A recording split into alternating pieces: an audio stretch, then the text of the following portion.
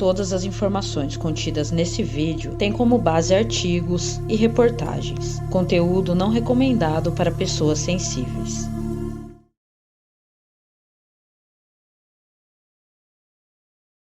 Por volta das 6h30 da manhã de sexta-feira, 9 de março de 2018, Nayara Soares Gomes, de apenas 7 anos, saiu de casa na Rua Vesúvio, no loteamento Monte Carmelo, em Caxias do Sul, na Serra Gaúcha. Ela estava acompanhada por um primo de 15 anos e seguia para a escola Renato João César, localizada no bairro São Caetano. Entretanto, Nayara nunca chegou à escola. Como ela também não voltou para casa, sua família iniciou uma busca desesperada pela cidade, contando com o apoio de motoristas de transporte escolar, vizinhos e amigos. Segundo o adolescente, ao chegarem em frente à escola, ele a perdeu de vista. A família registrou uma ocorrência policial e o caso passou a ser investigado pela Delegacia de Proteção à Criança e ao Adolescente, DPCA. As buscas se estenderam por Caxias do Sul e também por Vacaria, no norte gaúcho, onde morava a mãe da menina.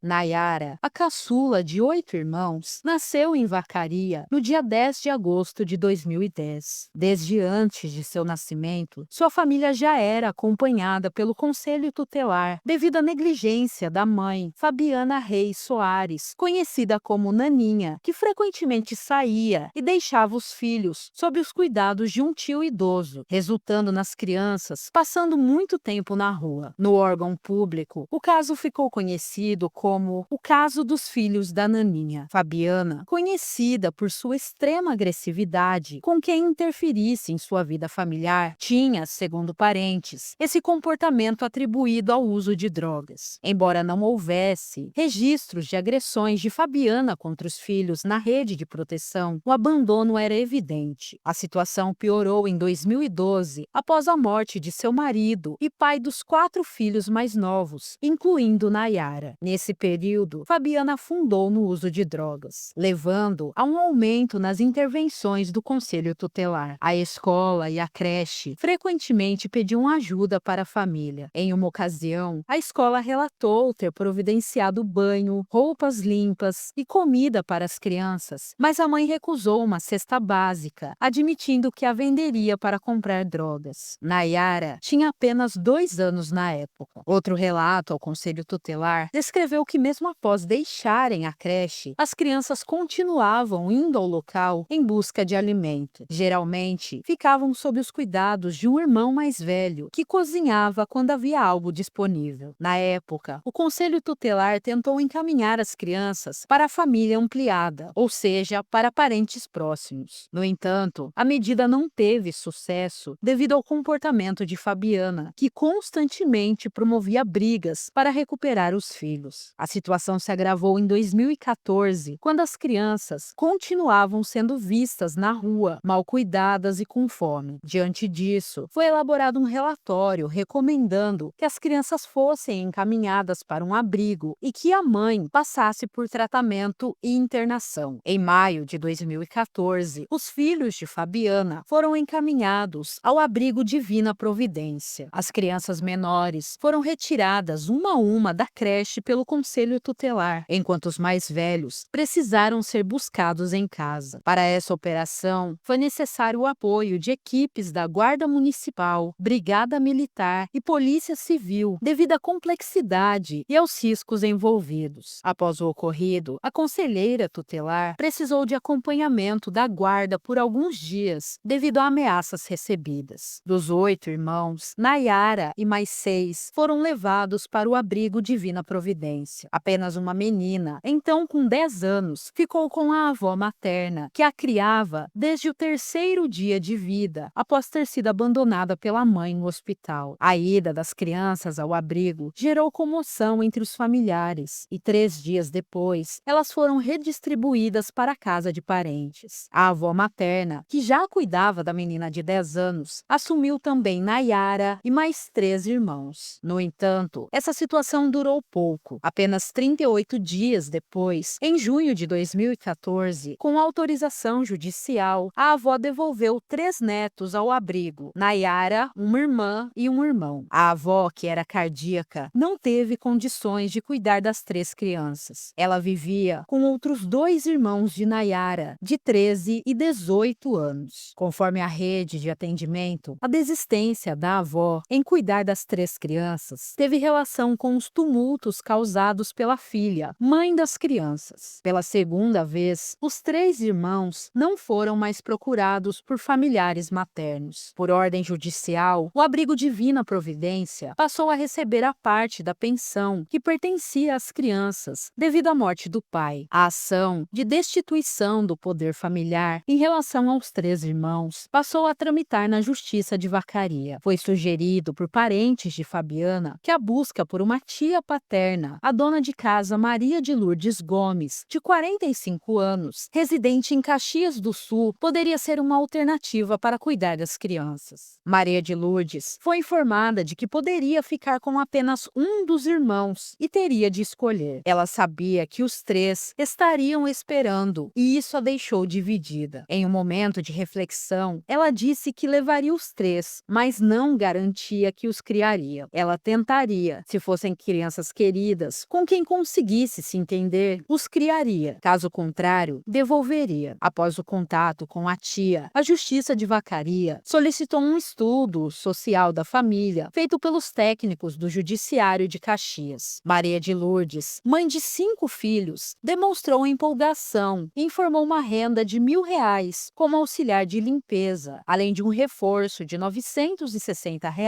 do salário de uma filha. Ela ainda planejava construir um quarto para os sobrinhos. Em 9 de março de 2015, Nayara e 2 irmãos foram desligados do abrigo em Vacaria e passaram a morar com familiares em Caxias do Sul. Nayara compartilhava uma cama de solteiro com sua irmã de 10 anos, ao lado de um roupeiro que funcionava como divisória de um quarto maior, onde outros familiares também dormiam. A escola onde a menina estudava ficava a cerca de 2 quilômetros da casa da família. No ano anterior, ela usava transporte escolar. No entanto, a tia estava desempregada há 7 meses, devido a uma lesão no joelho e aguardando cirurgia. Ela recebia R$ 400 de pensão para as 3 crianças. Em março, por conta da compra do material escolar, cancelou o transporte no primeiro mês de aulas, pois o gasto com a van seria em torno de R$ 500.